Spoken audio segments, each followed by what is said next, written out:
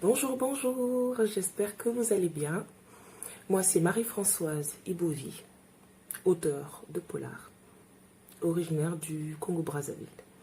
Donc, je viens auprès de vous aujourd'hui pour vous parler de mon dernier bébé littéraire, Le cadavre du fleuve, paru aux éditions Les Lettres Mouchetées en juin 2023. Donc, j'ai pas toujours écrit que du polar. J'ai commencé par tout ce qui est pièces de théâtre, recueil de nouvelles. Mais autant dans le théâtre que dans le recueil de nouvelles, j'avais déjà commencé à écrire des petites nouvelles policières. J'avais déjà je faisais déjà des clins d'œil aux histoires criminelles, aux enquêtes policières. Et je lisais énormément. Déjà depuis le lycée, je me rappelle qu'avec les copains au lycée Chaminade, on avait un club de lecture. On s'échangeait pas mal d'ouvrages et la plupart des ouvrages, c'était des romans policiers. Donc c'était du Sant'Antonio, spécialement Mary Inglis Clark, les enquêtes d'Agatha Christie qui nous faisaient rêver et qui me faisaient énormément rêver. Mais je n'avais toujours pas trouvé d'auteur africain de polar qui m'aurait donné cette facilité à m'identifier et à me dire « Ah tiens, moi aussi je peux le faire ».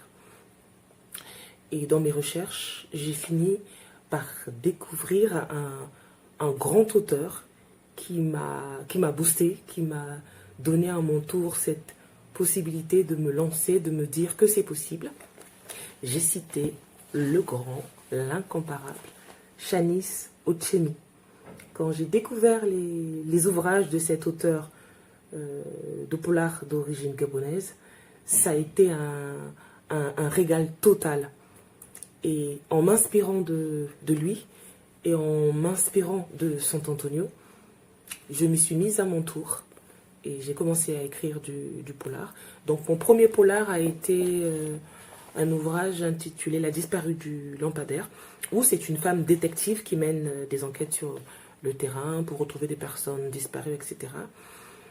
Et ensuite j'ai publié une pièce de théâtre policière. Parce que oui, le policier s'exporte aussi sur la scène, et très bien d'ailleurs. Et ensuite, j'ai voulu aller un peu plus loin, et j'ai publié donc Le cadavre du fleuve. De quoi parle le roman policier du cadavre du fleuve?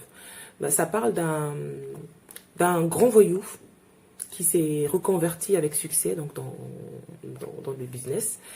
Et son corps va être retrouvé au bord du fleuve Congo. Poignardé. Donc la commandante de police Magali Fundou va donc mener l'enquête avec son équipe pour découvrir qui est à l'origine de ce meurtre. Est-ce que c'est son ex-femme avec qui il n'était pas forcément en bon terme? Est-ce que c'est son rival dans le milieu du jeu? Parce que c'est dans le milieu du jeu qu'il a fini par faire fortune. Donc les suspects sont nombreux, histoire de vous mettre un peu en haleine. La particularité de mon roman, c'est que le commandant de police est une femme. Je tenais à ce que ce soit une femme qui tienne ce rôle stratégique, ce rôle de responsabilité, ce rôle de dirigeante, parce que souvent dans les romans policiers, on est relégués, nous les femmes, en second rôle, ou directement sous forme de victime, ou encore pire, sous forme de bimbo et cervelé, trop sexy. Non, là, j'ai vraiment voulu mettre une femme compétente à la place qu'il faut. Donc, dans mon roman, c'est Magali Fundou. Donc, avec ces hommes, elle va mener l'enquête de terrain. Et la particularité de Magali Fundou, c'est qu'elle aussi, elle gère ses démons intérieurs. Elle a été victime de violences conjugales. Et c'est ce traumatisme qu'elle gère tout en menant son enquête pour découvrir qui a tué le voyou, homme d'affaires, donc Ngati Batele Kundu, c'est comme ça qu'il s'appelle dans l'ouvrage, surnommé Dangereux Mobali.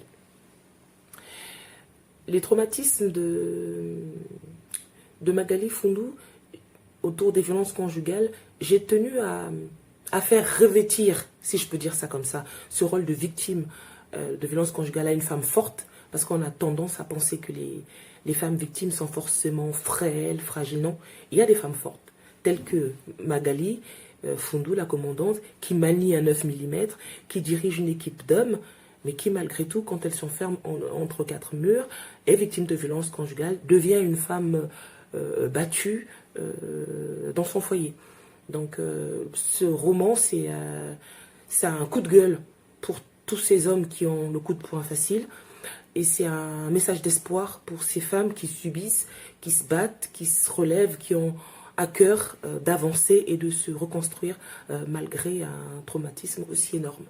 Donc je vous invite à découvrir Le cadavre du fleuve, disponible sur toutes